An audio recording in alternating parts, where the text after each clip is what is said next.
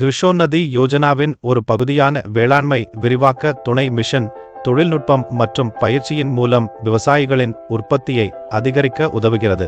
இது விவசாய வருமானத்தை அதிகரித்து வேளாண்மை பட்டதாரிகளுக்கு வேலைவாய்ப்புகளை உருவாக்குகிறது. நீங்கள் விண்ணப்பிக்க ஆர்வமாக உள்ளீர்களா?